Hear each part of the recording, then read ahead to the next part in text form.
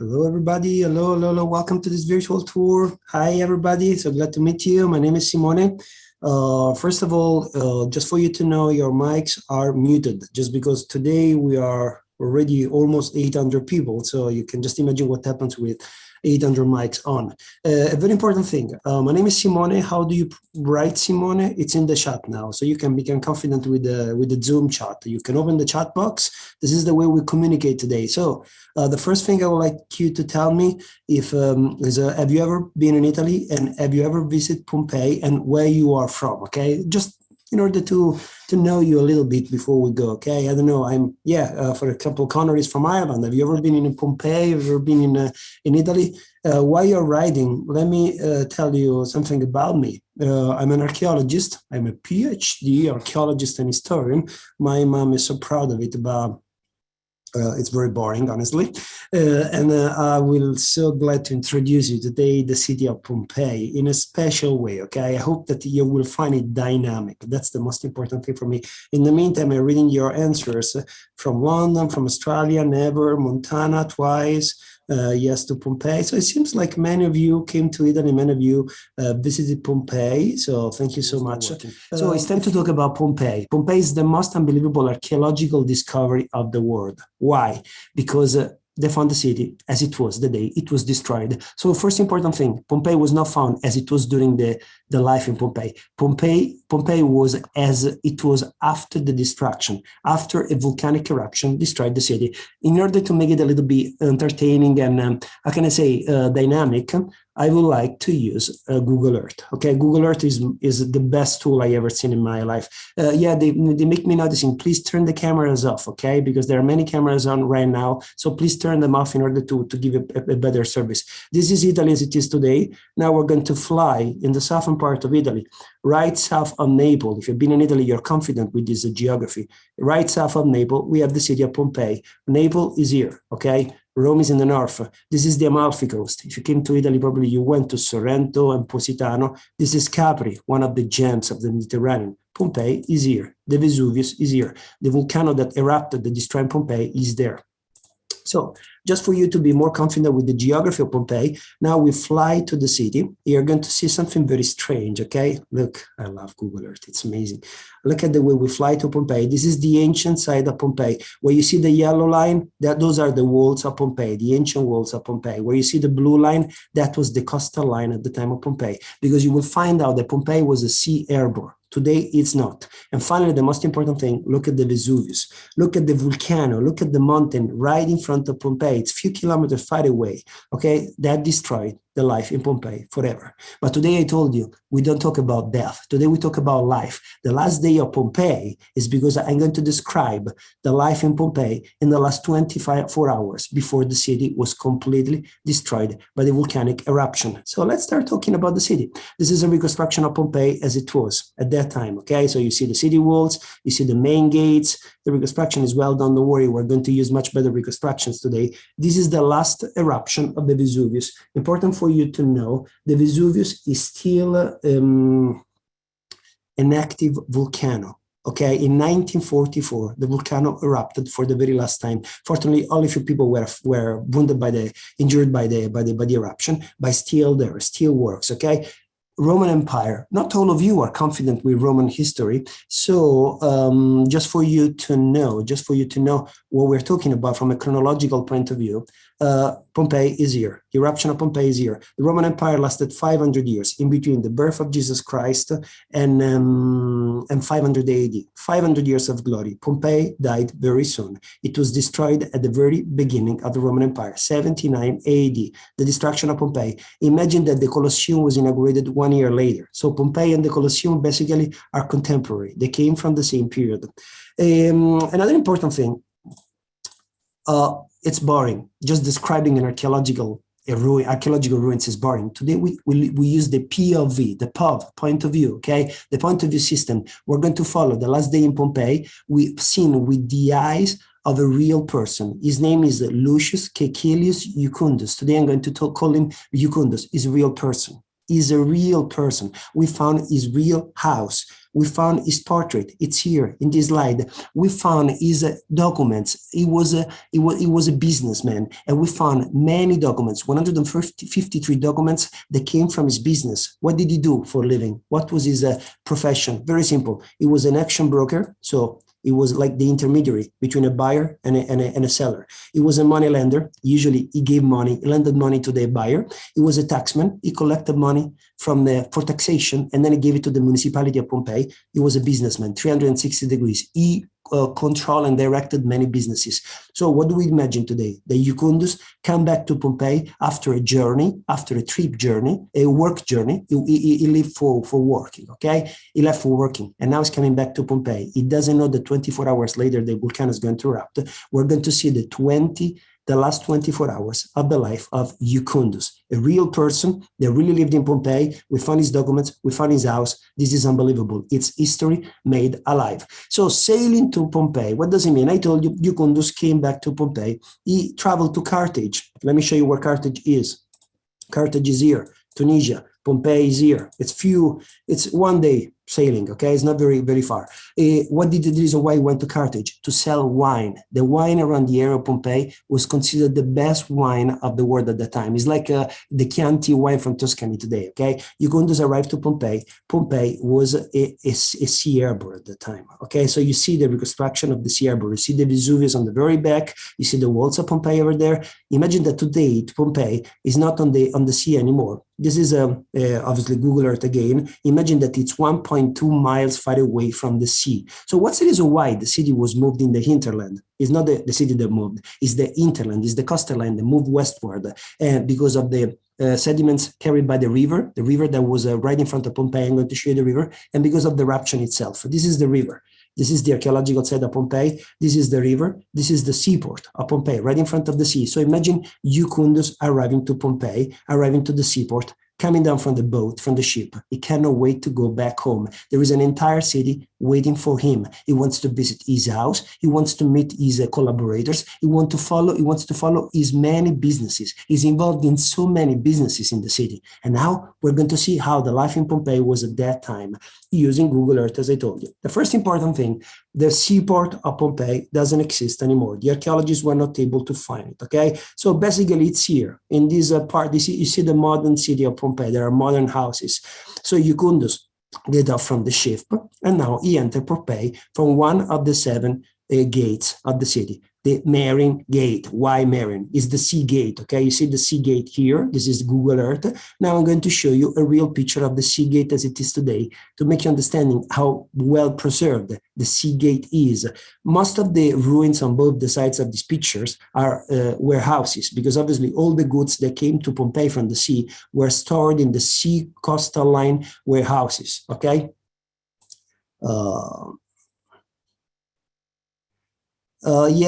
Sorry, I cannot put the full screen right now because I have to continuously to move from the slides to the Google Earth thing. Okay, so if I put the full screen every time, I have to go in and out from the full screen. It's not very good for you because I have to change. So sorry, the picture is going to be a little bit smaller, but it's more convenient for me to make the tour easier. Okay, now the Marian Gate is here, right in front of you, Marian Gate. This is a reconstruction of the gate that it was. You notice that there were 2 passageways. One, of course, for the pedestrian, one for the chariots that were carrying things to Pompeii itself. So a commercial entrance and a pedestrian entrance. So if you go to the picture again, you see the 2 things. So our friend Jucundus entered the city of Pompeii. After the Marian Gate, you have to walk through Via Marina. It's like this. Right at the end of Via Marina, the Forum of Pompeii was waiting for him. It's the most important square of the city. Okay, so Via Marina, what does it mean? It's a road, one of the many roads of Pompeii. It's like this.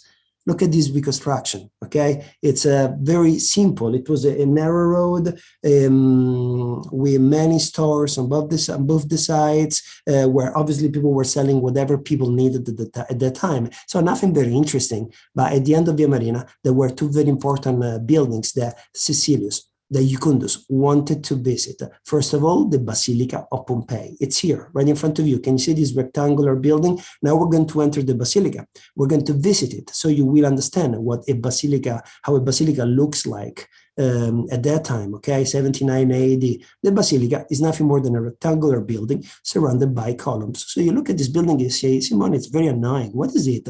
How does it work? What was it for? Basilica, we used to think that a basilica is a church. Not at all. The basilica in the Roman Empire was a building like this. It seems like a church, but it was a court of justice. It was the Supreme Court of Justice of ancient Pompeii. This is where the trials were going on. Look at this reconstruction of trials. People standing on a seat, seated on a seat, and obviously many people all around. We have the jury. What are they doing? They are doing a trial on a taxman. This man stole money from the municipality of Pompeii. You couldn't just enter the basilica. You heard a little bit of the lawyer or the jury where somebody was talking. You say, oh, I'm in trouble. And he ran out. Why? Because probably as a taxman, he also stole money from Pompeii. Who was the most famous taxman of the ancient Roman Empire? Saint Matthew. One of the four gospel writers was a taxman in the Roman Empire before, according to the tradition, the Christian tradition, Jesus Christ called him, okay?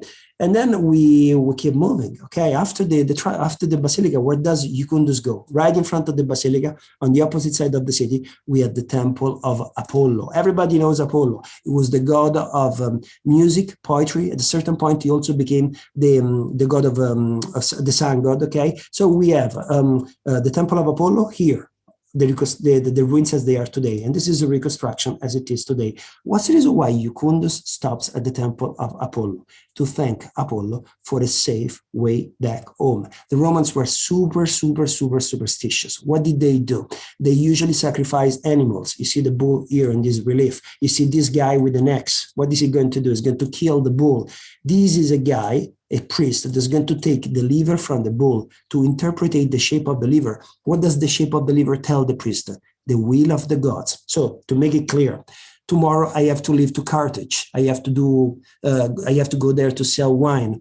But I'm afraid maybe a storm will destroy my ship. How can I be sure that I'm going to have a safe journey to Carthage? I go to the temple of Apollo, I sacrifice an animal, and the priest will look at the liver. The priest is named Auspex, and he will tell me, now, Simone, it's better for you to wait for 3 days. That's the will of the gods. How do we know that the priest is honest? We don't. He got paid to do it. That's his job, okay? So that was very important. The Romans left in the hands of this priest their entire life. Whatever was happening in their life was decided by these priests. That they were looking at two things: the shape of the liver in the sacrificed animals and the flight of the birds in the sky. The shape of the birds flying all together in the sky was telling the priest what the gods wanted from you. That's very interesting. A very religious and superstitious society, okay? And then we keep moving. After the temple of Apollo, finally, our friend Jucundus is entering the most important area of Pompeii, the Pompei Forum. That's nothing more than this square you see in front of you. So now we enter the forum. We're going to enter a real picture. You're going to be a little bit disappointed because looking all around you, you will see that the forum is nothing more than a simple square. So it's nothing very special, honestly, okay? But at that time, it had to be a magnificent square. I'm going to show you a reconstruction, obviously. This is the forum as it is today, okay? It's a nice square if you go to Pompeii. But the forum at that time was like this. It was a big square surrounded by porticos. The Romans built porticos everywhere in order to give shade and a better climate to their squares. Remember that in Italy, it can be very hot from May to October. And right at the end of the forum, there was a temple, the temple of Jupiter, the king of the gods. And then what about the life in the forum? Whatever. It was a marketplace, it was a social place, it was a political place, it was the place where the people met together. Okay, it was the social network of ancient Rome, of ancient Pompeii at that time. Everything happened in the forum. People didn't stay at home. They went to the forum in the morning to do what? For example, to put wine in these containers. What are they? This is the mensa ponderaria. It's a boring information, but I want to show you that I did my homework. In practice, I sell you a liter of wine. How can you be sure that that bottle is filled with a liter of wine? How can you be sure that it's not a little bit less than a liter? You have to put the liquid, if you don't trust me, in one of these containers. That's a liter. Who guarantees that that's a liter? The municipality of Pompeii. So they made these things in order to make people have the opportunity to understand when they were buying or selling things, if those things were correct, okay? And then what else could Jucundus find in Pompeii? He could find the temple of Jupiter, maybe for another sacrifice.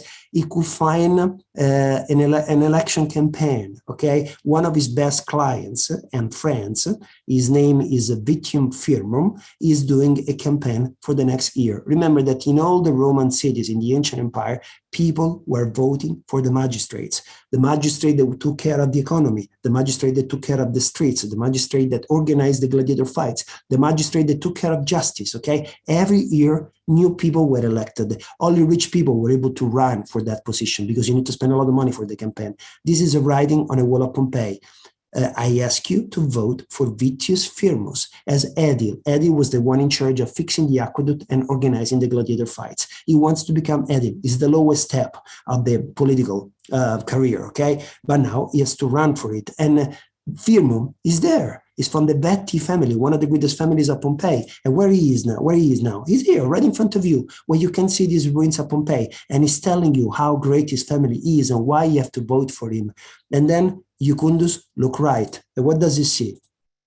He sees slaves. Slaves on sale. Today, it's a day of slave market in Pompeii. The slaves are standing on a wooden support like this case or like in this case. They are totally naked, as you can see, because, okay, just a small note, it's terrible, but the Roman Empire economy was based on slavery. To give an idea, in ancient Rome, in the city of Rome, there were 1 million people.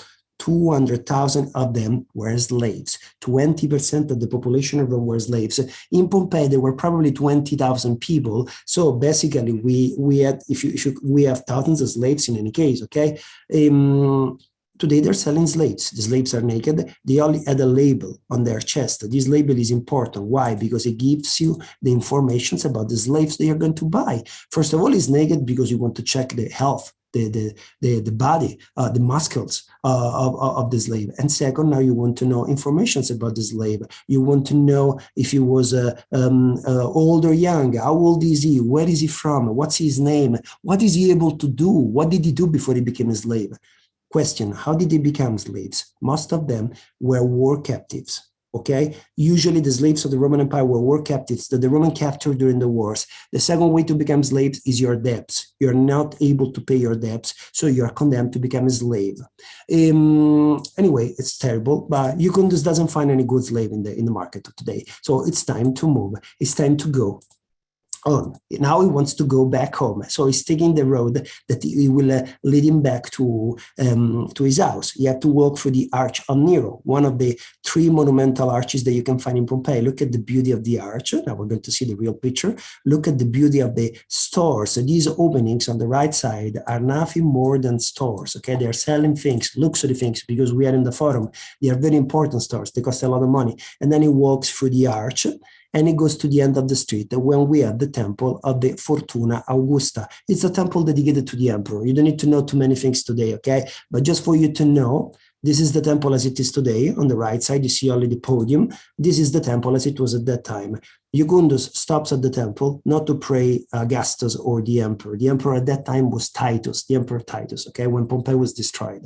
Jucundus stops there because he sees Aulus Vettius. Do you remember Firmum Vettius? He was doing a talk, a political talk in the Forum. This is his brother. Hey, Jucundus, will you come later to the amphitheater? What does it mean? To the Colosseum of Pompeii to see gladiator fights? My brother organized those fights, okay? So people went to the Colosseum in Pompeii to see the gladiator fights because private magistrates paid for them in order to show the population of Pompeii, I'm so good, I'm so generous, vote for me. So they were literally buying their votes. Of course, Aulus, I will be there, okay? Just the time to go back home. I just came from Carthage and I would be at the amphitheater.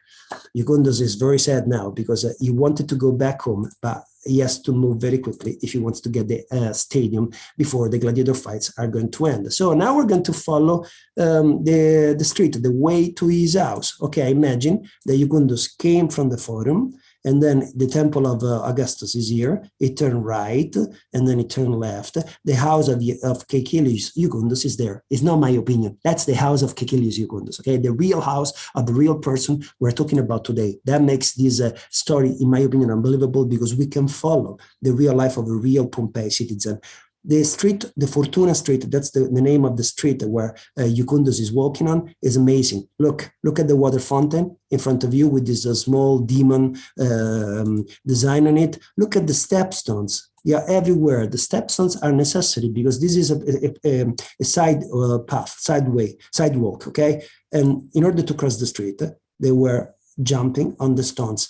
You notice that there are like wheel tracks here and here. So it's made on purpose for the horses, for the mules, and for the chariots to move in this direction. They didn't break their wheels, didn't break their legs, because obviously it's not a wall. It's 1, 2, and 3 stepstones. So you have to jump on it, okay? The streets were full with garbage, with excrement, dung, animal dung, because these animals produce thousands of kilos of dungs per day, okay? And now Jucundus, try not to smell. He didn't miss the smell in Pompei, okay?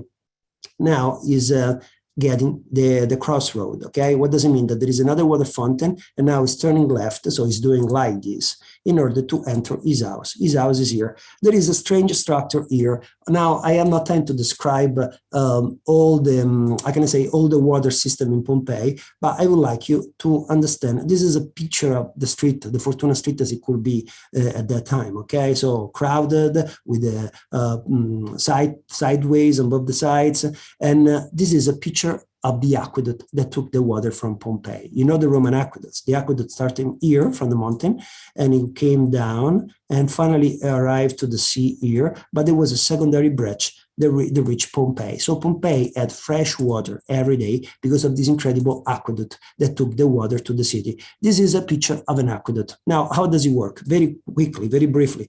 The water spring is here. There is a mountain, there is a valley, there is a city. The water goes down. The first section is under the mountain. This is a gallery underneath the mountain. One of the most exciting things I've done in my life was looking for the Roman aqueducts here in Rome, with a helmet, with a light in these galleries, claustrophobic, but it's a great experience, okay? Once the water comes out from the mountain, what did the Romans build? They built these arches in order to support the water. Those are the arches, okay? Finally, the water arrived in a water castle. That's the way the Romans called it. What is it? It's like a cistern to stop the pressure of the water. It was very high, very massive. This is the way they built the aqueducts, okay? Very simple engineering, very simple cranes. That's why they needed slaves, because they didn't have electricity or oil. And this is a water castle, okay? This is a typical structure. You can find in Pompei 11 water castles for the water to arrive with great pressure. And from the water castle, the water was redistributed to the public fountains and the houses by these lead pipes. Lead pipes, don't forget it, the greatest mistake of the Roman engineers, the use of lead pipes. People ask me, Simone, how could normal people get the water? They have to get the water fountains in the streets, the ones I just showed you, okay? If you were a wealthy family, you had the pipes reaching your house, okay? So there were lead pipes that reach your house, but you have to pay a tax on the water, and you have to pay for all the works that took the water to your house. So only rich people could do it. Normal people, most of the population of Pompei, went to the public fountains in the middle of the streets in order to collect the water for the day. And now, a small moment of advertising, as always. Remember our worldvirtualtours.online website, and remember our bat.ly/tipsimone, tip the guy connection. Don't worry, because from this moment on, you can find this link in all the slides. And if you open the chat, the last message in the chat is going to be a message with all the, I'm going to write it again, just to be sure. Perfect. Now you have all the things that you need in the chat box. It's time to go on. Finally, Jucundus arrived to his own house. Are you ready to follow Jucundus in this wonderful trip to his house? His house from the outside is not very special. It's not very special because most of the paintings of the house of Jucundus has been taken from the walls. This is the house of Jucundus. It's here, okay? This is the house. It's not gigantic like all the houses in Pompei, but the decorations and the wealth of the building inside is outstanding. I'm going to show you a reconstruction in order to make you understanding how beautiful the house was. This is the entrance of the house today. The first thing you found in a Roman house, they were very standard, okay? You see the map on the right side, up to the right. The first thing you found in the house was the atrium. The atrium was like a courtyard with an open ceiling. Look, there was an opening on the roof, okay? And the water of the rain was falling into the water font that you see down to the bottom to collect the water of the rain, because water is life, okay? Look at the paintings, look at the fresco paintings. They are still so perfect all around you. Some of these paintings are still perfect today, 2,000 years after the destruction of Pompeii.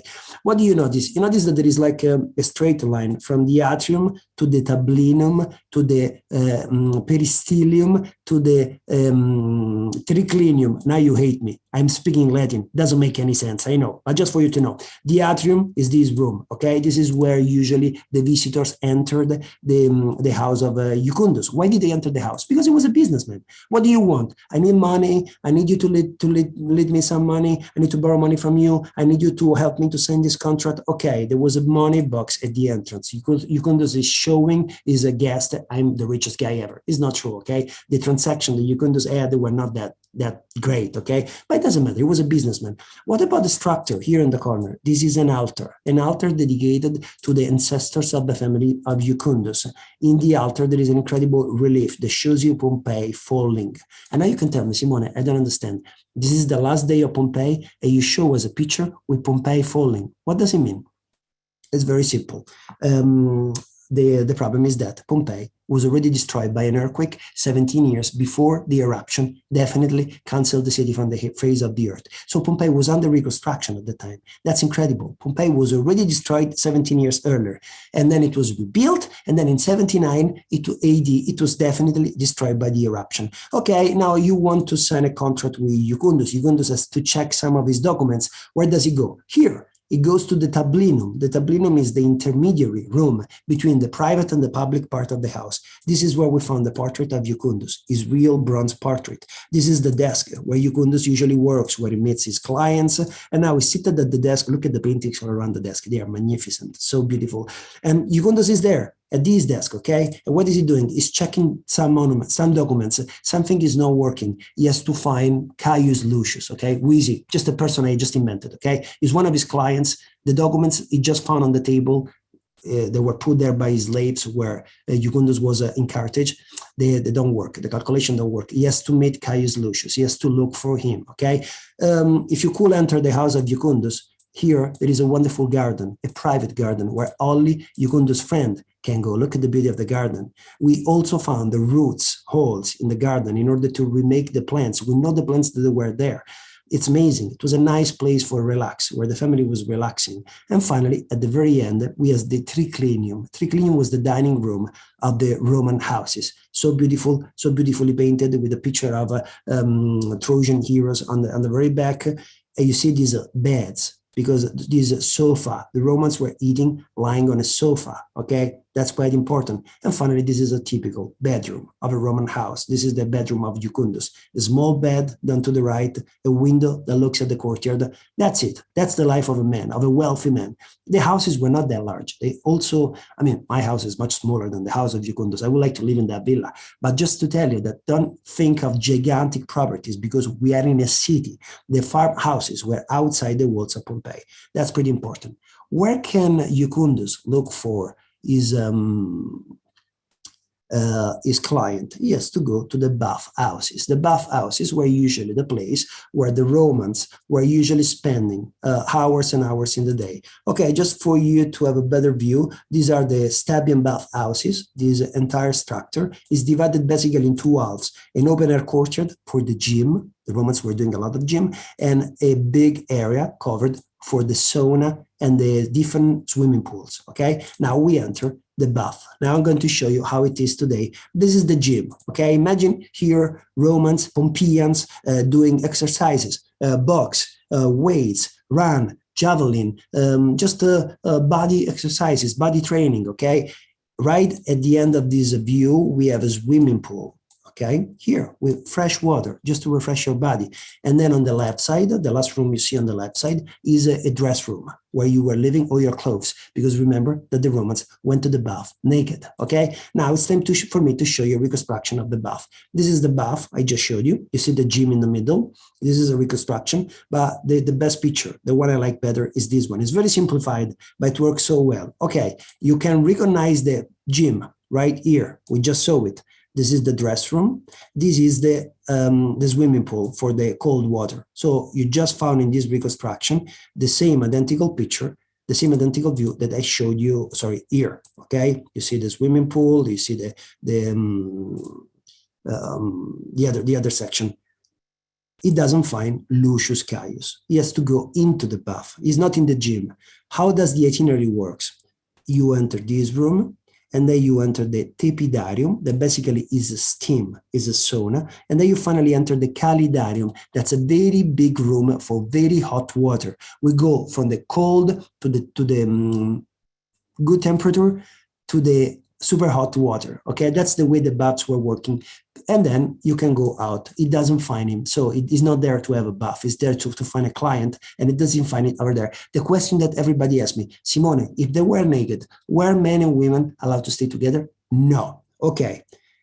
This is the men itinerary. This is the women itinerary. It's the same, okay? So we have the tepidarium here, the steam. We have the calidarium here. We have the tepidarium here. Tepidarium here. There are two. And then finally the calidarium for the women section. So women and men. So that's the way it was working. If you don't find your client in the bath, where do you go? Maybe it's in the theater. Before I go to the theater, I have to follow my business. What was one of the best business Jucundus had in Pompei? Obviously, the lupanare. What is the lupanare?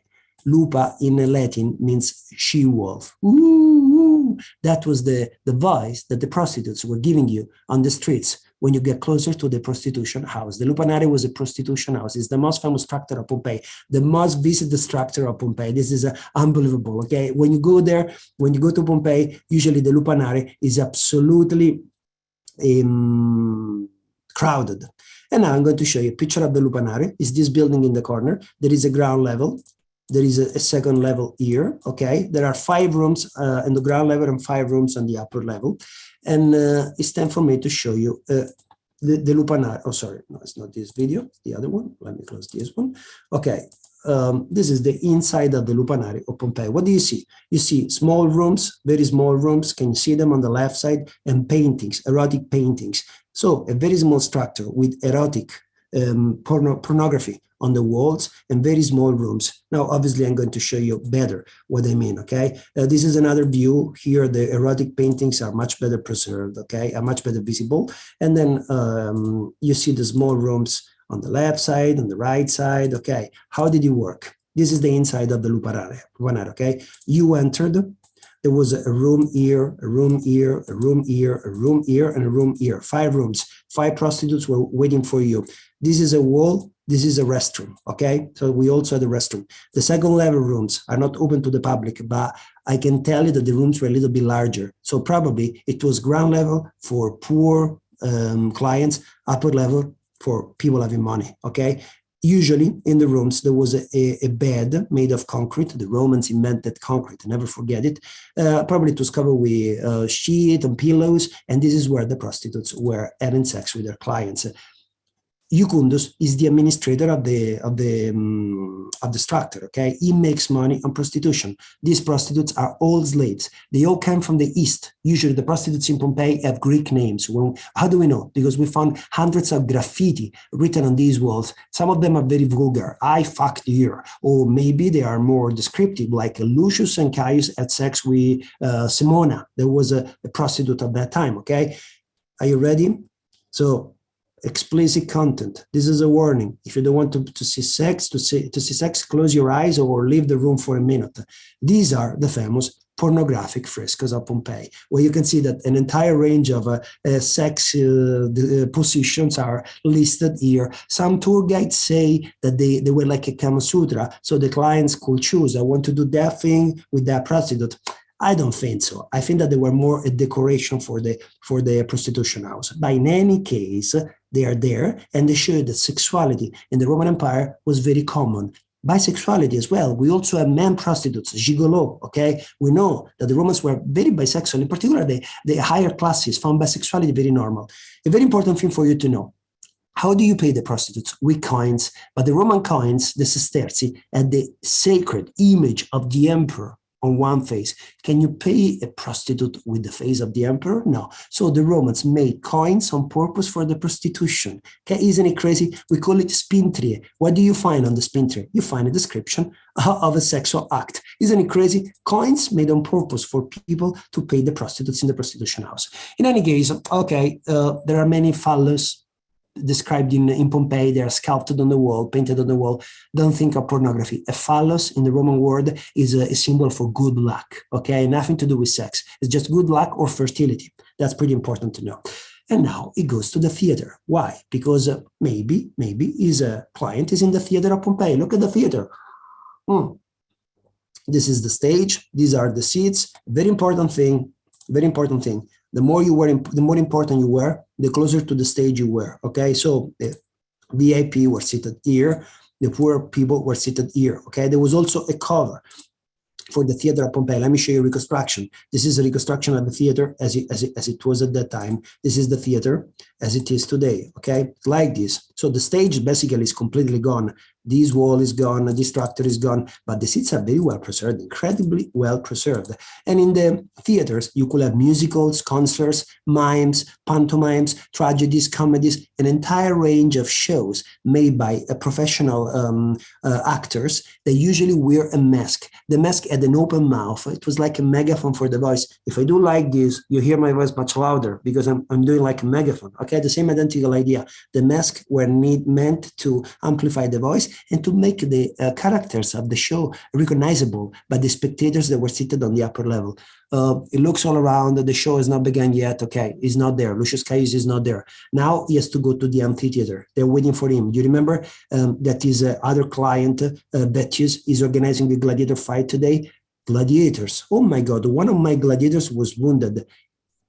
Amongst all the many businesses that Jucundus has, one of them is owning gladiators. He owns gladiators, and he get paid for these gladiators to fight. Unfortunately, his best gladiator during the last fight got wounded by his sword, and now he has to go to the gladiators' prison to see if he's still alive or not. What is the gladiator prison? It's crazy, but it's not close to the Colosseum. It's close to the just a moment.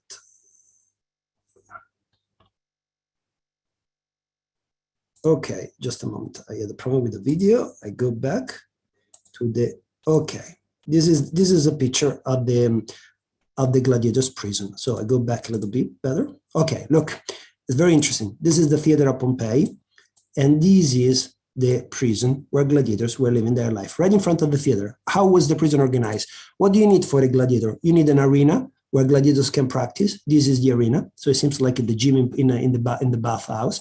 And finally, you need rooms for the gladiators to stay. These are the rooms for the gladiators. His gladiator that he owns is here, is wounded, is still there, still alive, is suffering a lot. He has septicemia, an infection. The doctor at the prison told him, I'm sorry, Jucundus, I don't think that he's going to stay alive.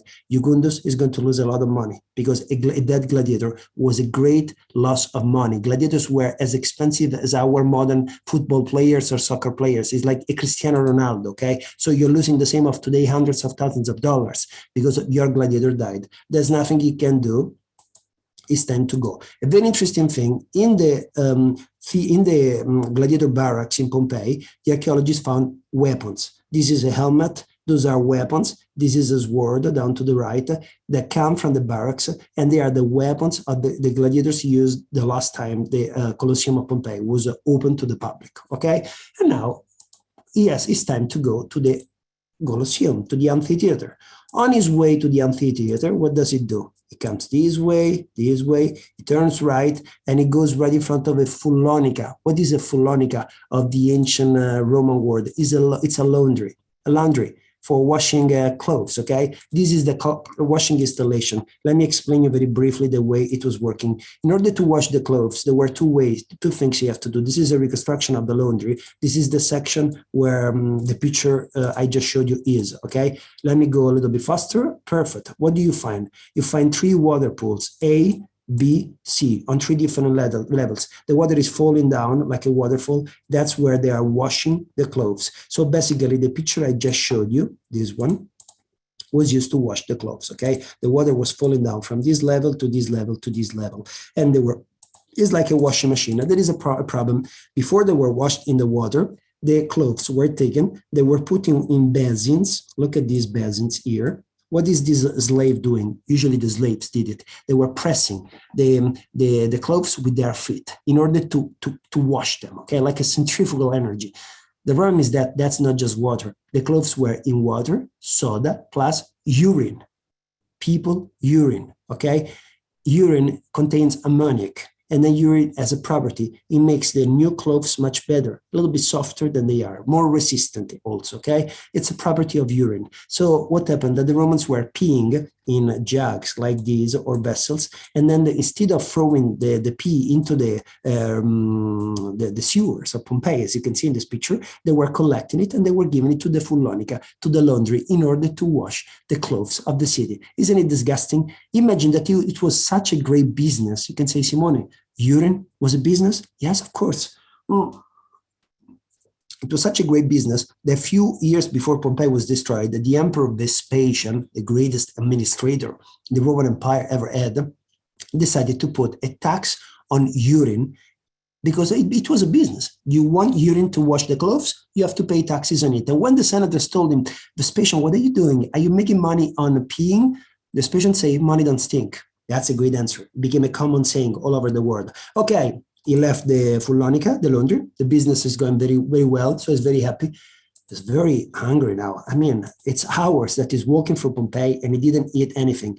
Now, on the way to the stadium is here, okay? So now he has to go this way and then he has to turn right. On the way to the stadium, there is a restaurant, a fast food.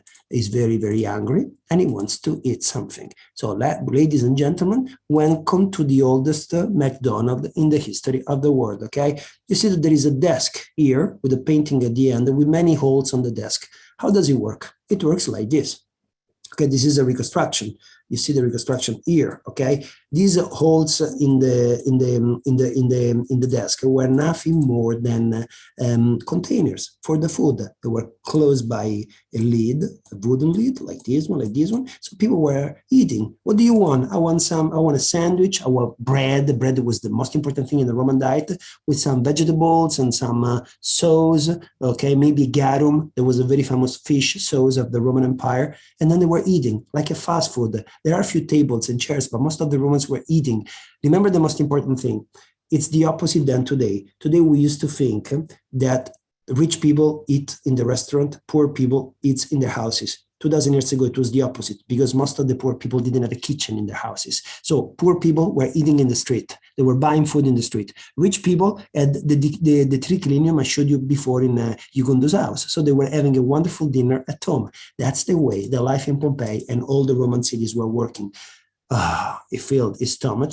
It's time to go to the amphitheater. Amphitheater is the name of the structure that we usually call Colosseum, just to make it more understandable. This is the Colosseum of Pompeii, the amphitheater of Pompeii. From the outside, this is the amphitheater of Pompeii from the inside. Look at the beauty of this reconstruction. It has been strongly restored, but still so beautiful. You can visualize the crowd all around you. How many people? 20,000 people. I mean, for such a small city, the amphitheater was gigantic. It gives you an idea of the importance of the gladiator fights for the population of Pompeii. And Colosseum, let me just tell you, I also do a Colosseum and Gladiators virtual tour. Just in case you want to know everything about the ancient gladiators and the Colosseum of Rome, please follow that tour. This stadium is very different. It's simpler, a simplified version of the Colosseum. First of all, the Colosseum had 80 arches for the entrances, 80 entrances all around the structure. Pompeii had only 4, 1 and 2 to get the upper level, 3 and 4 to get the lower level. Upper level for poor people, lower level for rich people. So imagine that the senators of Pompeii and the magistrates of Pompeii were seated here. while the poor people were seated here. There was also a velarium, a canopy that could cover the stadium in case of heat or rain, okay? Another great difference between the Colosseum and the Stadium of Pompeii, the Colosseum had an underground area where the animals were kept. In Pompeii, you don't see it. If you look at the Stadium of Pompeii today, you notice that there isn't any underground area. So how did it work? It worked that basically the animals and the gladiators were entering from this very arch. Obviously, if you have an underground system, it was more exciting because the animals and the gladiators were popping up from the underground. So the show was always very surprising. In this case, you saw the animals and the gladiators coming from the sides. Obviously, a show in the Stadium of Pompeii is much more simplified than the show in the Colosseum. But remember a very important thing. The stadium in Pompeii was built in 80 BC, 80 years before Christ. The Colosseum was built in 80 AD, 80 years after Christ. So the Colosseum is 160 years younger than the stadium in Pompeii. So it's clear that's more sophisticated because the Romans had time to understand how a stadium had to be. And finally, the last thing I want to show you, the show was including men fights, men fighting men, and animal fights like the one down to the right, okay? So men fighting tigers, elephants, and so on. Usually in a Colosseum show, we don't have information about Pompeii, but in the Colosseum, so in Rome, the show was like this. We had in the morning the animal fights. So we had in the morning men fighting lions, tigers, panthers, bears, elephants. We had during the lunch break executions of criminals, and we had in the afternoon gladiator versus gladiator, okay? We don't know if in Pompeii it was so complicated and sophisticated. We just know that there were both animal fights and one animal fight per day and many gladiator fights, 20, 30 couples. Remember that the gladiators didn't die.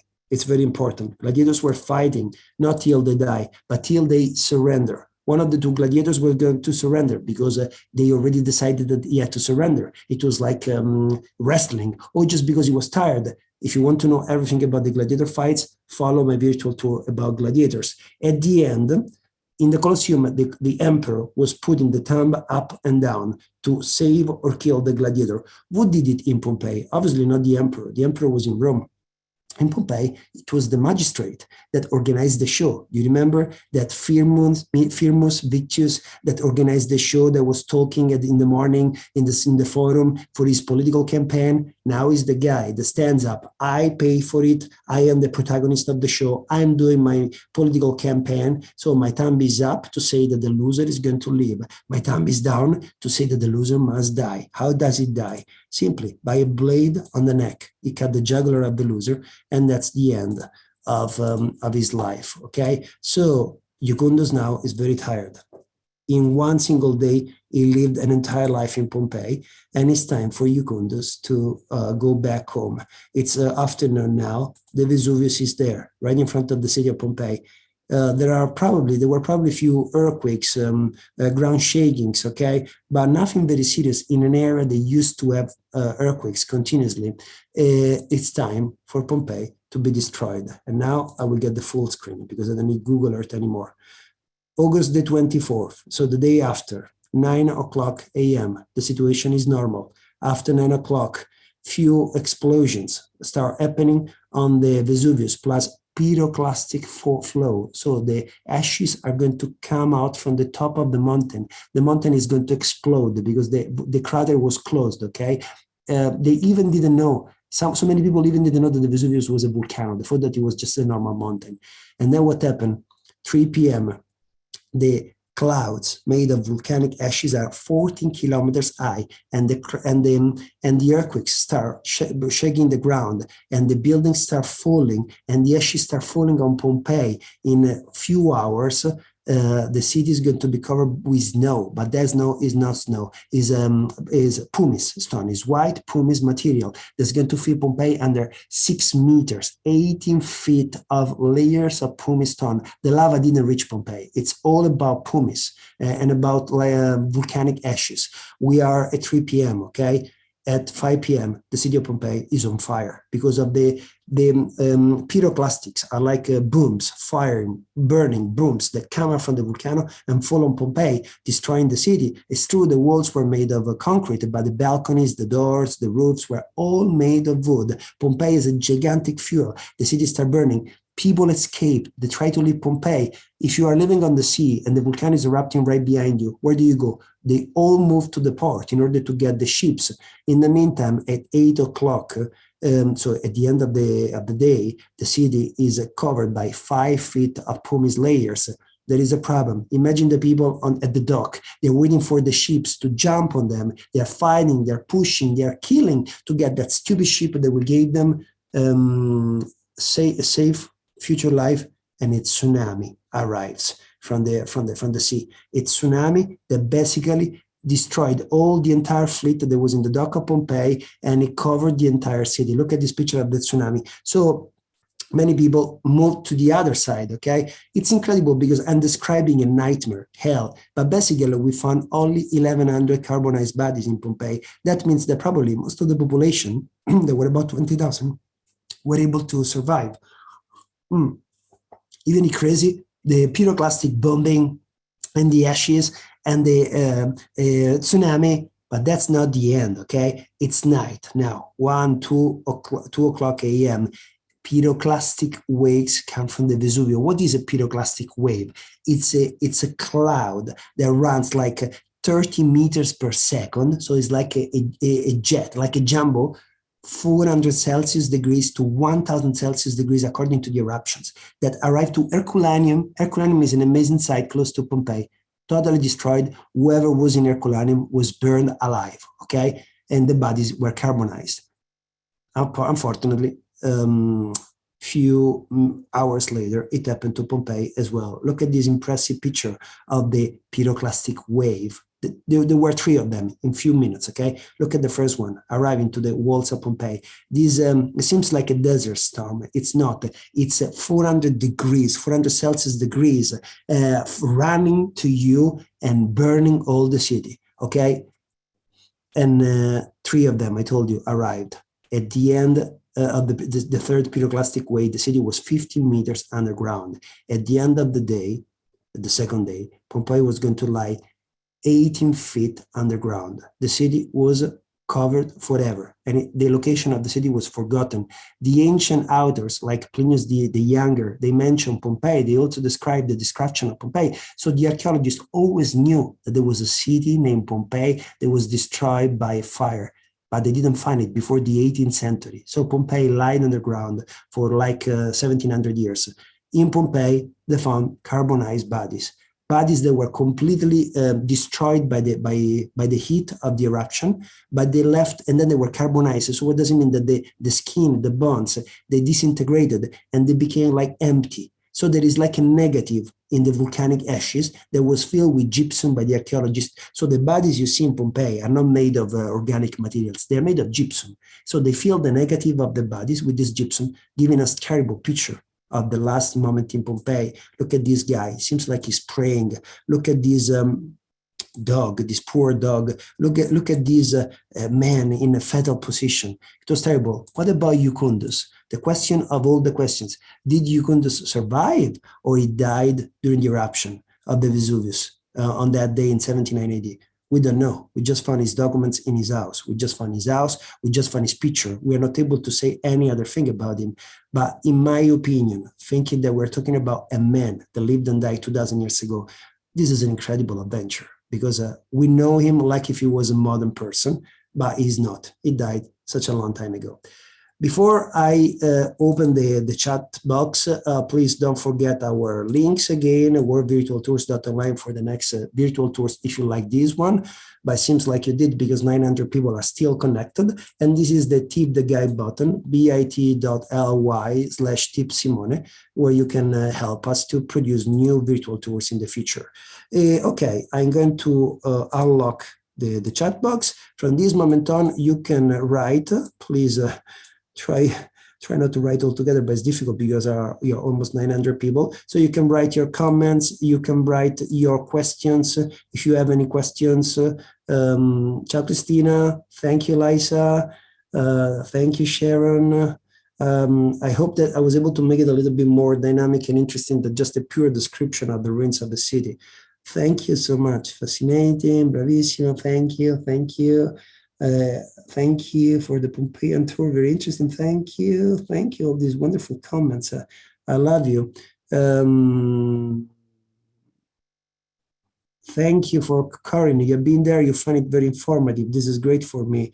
Were the guns given to the prostitutes able to be used as a legal tender in the marketplace? We don't know anything about it, Kenya. We just know that we found them in the archaeological excavation, but they are one of the most mysterious objects we found during the excavation. Archaeologists wrote books about them, but we don't really know the way they were working. We just know they were probably used during in the prostitution business. Okay. Thank you again for all your wonderful comments. So amazing, so real. I love it. So real. That's the word I wanna hear. Excellent. Thank you. Fascinating. We saw the city, but this is great information. Thank you, Marcia. Yeah, Pompeii is disorientating. You get there and it's difficult to understand the life in the city. I hope that with the virtual technology, I was able to give you a more complete overview of the life in a city like Pompeii. So next time you get there, you will be able to understand the city much better. I'm trying to read all your comments. How long will it take to do a full tour of Pompeii?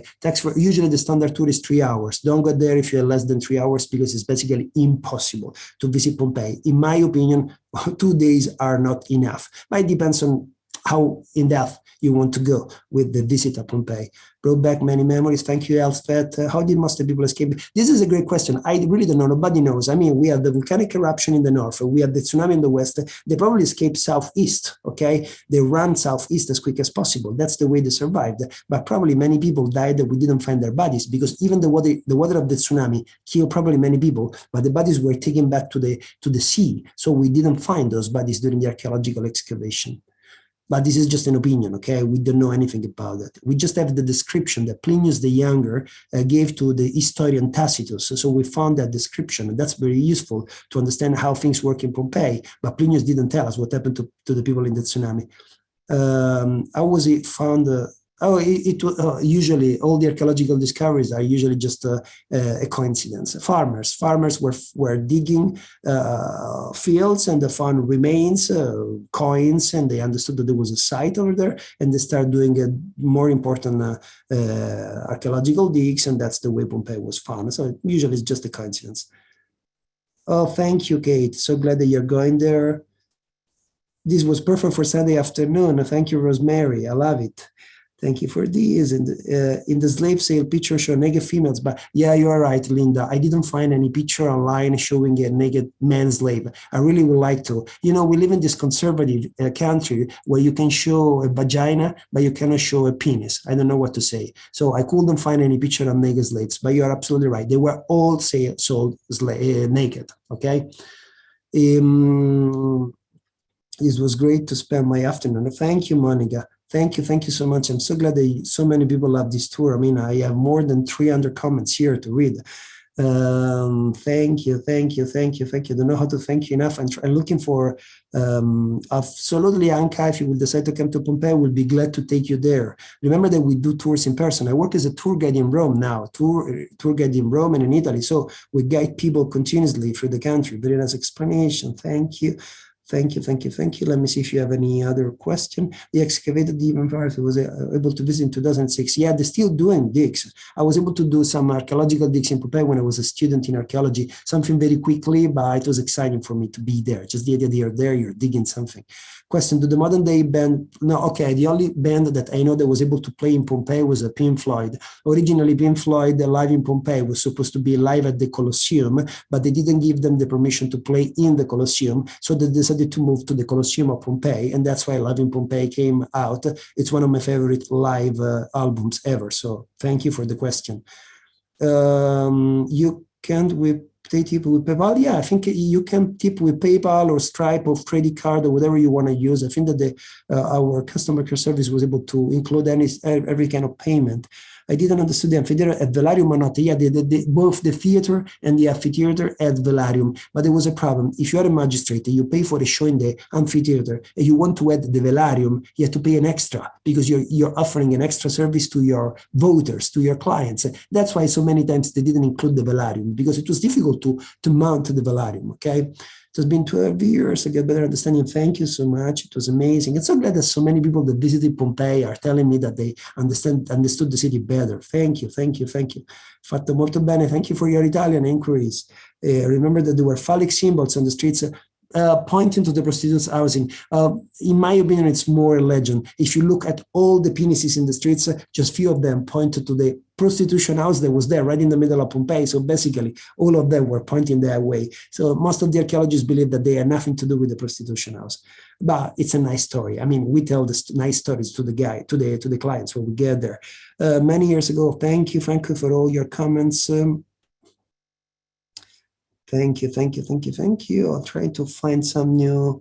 Why can we tip with PayPal? Ali Picone, Picone's family, my best friends. Don't worry, we will send you a picture just for you, an email just for you to solve your technical issues. Thank you for asking. I don't know why. In any case, now at the present time.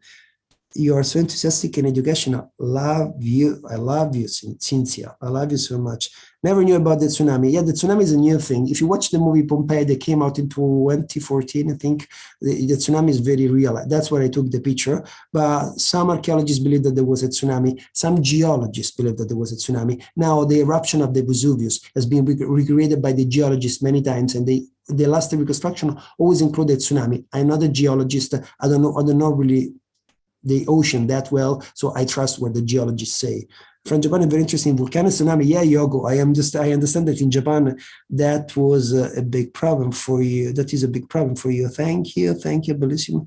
So it's possible to stay safe during this eruption? Yeah, absolutely, it's possible. People escape. Okay, people die suffocated before the waves, the pyroclastic waves, arrive to Pompeii. The day after, people were able to escape, okay? You die suffocated, you die for asthma. Plinius the Elder, the uncle of Plinius the Younger that told us the story, died suffocated because he suffered asthma. So that's why people died. They died suffocated before the waves came, okay? And then they were all burned alive. You haven't reached the maximum capacity. Oh, thank you. Yeah, you're right, Riga. We were 1,000 people. That's a great thing. Great, Elisa. I love you so much. Thank you, Elisa. I want to live whatever you write. Thank you, thank you, thank you. You have to come again for 2-3 days. Absolutely, Elisa. I love you. Thank you for following all our tours. Thank you for the video explanation. I visited Pompeii. Can we see the concrete bodies in an actual? Yes, absolutely. If you go to Pompeii, you will see the gypsum cast of the bodies that were found in the archaeological excavation. There is also a nice video on YouTube. If you look for gypsum bodies or something, there are archaeologists that did tour to show you how they filled the negative of the bodies on the ground with this gypsum in order to make the body, okay? You can find the entire process. It was a process invented by an archaeologist, an architect in the 19th century. They still use the same. Were some arches more popular than others? Yes, of course. Is the Vesuvius ever going to erupt again? Yes, of course. The Vesuvius erupted in 1944. We are waiting for the big one. Sooner or later, the geologists are sure that the Vesuvius is going to erupt and it's going to be terrible, like in New Pompeii. Imagine that just at the feet of the Vesuvius, there are like 300,000 people living over there, and they are all in danger. All in danger. They all risk their life in case of a great eruption. The site has been excavated in the last 250 years. So the excavations are still going on. Pompeii is an incredible mine of information. Were the buildings on top of the remains, not knowing? Yeah, obviously there were farmhouses, so there were new structures. They've been all destroyed by the archaeologists to do proper excavations in Pompeii. Wanted to go there. I was born on August the 24th, so what a strange anniversary. You brought life to so many. To speak to us through you. Thank you, Doreen. I want to print this comment. I love it so much. It's 20 years ago, so I'm really trying to read all your comments. It's just amazing. Thank you, thank you, thank you. Yes, of course, the tip the gap button is available here. Thank you for asking. Don't forget to see it. Okay, where did the knowledgeable? Thank you, thank you. Okay, now I'm very sorry, it's time to go. I hope that I was able to answer all your questions. We're still 500 people. The streets were cleaned regularly by unplugging the water. Okay, imagine that probably hundreds and hundreds of horses, mules, donkeys were moving through the streets of Pompeii. Probably now the new archaeological theory is that the transportation was done during the night. Okay, so imagine how noisy the city would be at night. And these animals were producing dung, tons and tons of dung. I really don't think that just flooding the streets with the water at the fountain was enough to avoid the smell of Pompeii. Come to Rome now, right now. It's an amazing city. It's the most beautiful city in the world, but the smell in the city center is disgusting, trust me. Campobasso, Cristina, that's great. It's a great place. I hope you were able to get there. Okay, I'm sorry, I have to tell you goodbye. We copied all the links many times. I really hope that you will be able to follow our next virtual tours. Have a great day and hope to see you next time online.